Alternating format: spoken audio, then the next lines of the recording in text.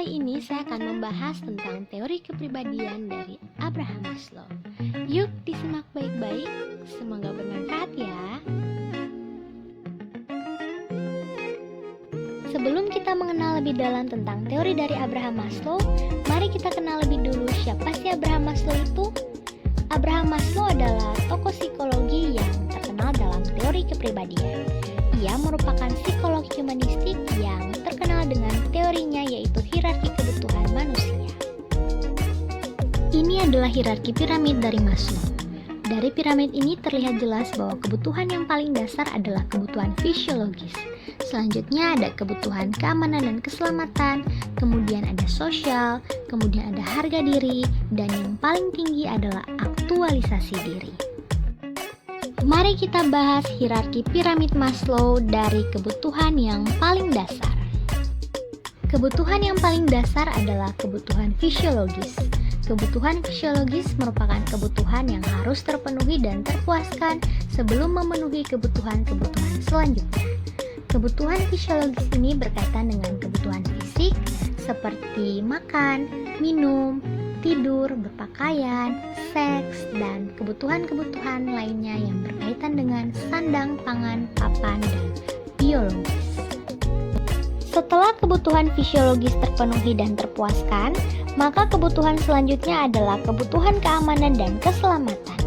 Contoh dari kebutuhan ini adalah bebas dari penjajahan, bebas dari ancaman, bebas dari sakit dan penyakit, bebas dari teroris, dan hal-hal lain semacamnya.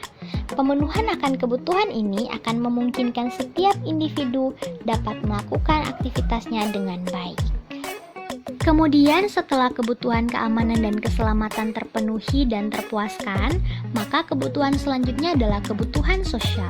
Kebutuhan sosial ini misalnya seperti kebutuhan akan rasa cinta dan kasih sayang, rasa ingin dimiliki, yang dibangun dan diwujudkan melalui hubungan pertemanan, hubungan persahabatan, hubungan keluarga, dan hubungan-hubungan sosial lainnya. Selanjutnya adalah kebutuhan harga diri. Ada dua jenis harga diri menurut Maslow. Yang pertama, menghargai diri sendiri, misalnya kebutuhan kekuatan, penguasaan, kompetensi, prestasi, percaya diri, dan sebagainya. Yang kedua, mendapat penghargaan dari orang lain, misalnya status, dihormati, diapresiasi, ketenaran, dan sebagainya. Kebutuhan yang paling akhir yang harus terpenuhi setelah semua kebutuhan lainnya dipenuhi dan dipuaskan adalah aktualisasi diri. Aktualisasi diri artinya ingin memperoleh kepuasan dari diri sendiri. Misalnya ingin mengembangkan bakat yang dimiliki, menggali potensi yang ada dalam diri, mencapai prestasi, mengembangkan kreativitas diri, dan hal-hal lainnya yang berkaitan dengan kepuasan diri sendiri. Orang yang mengaktualisasi dirinya, maka akan sadar diri, peduli dengan pertumbuhan pribadinya, dan tertarik untuk memenuhi potensi mereka. Sekian dari video ini yang dapat saya sampaikan. Terima kasih semua.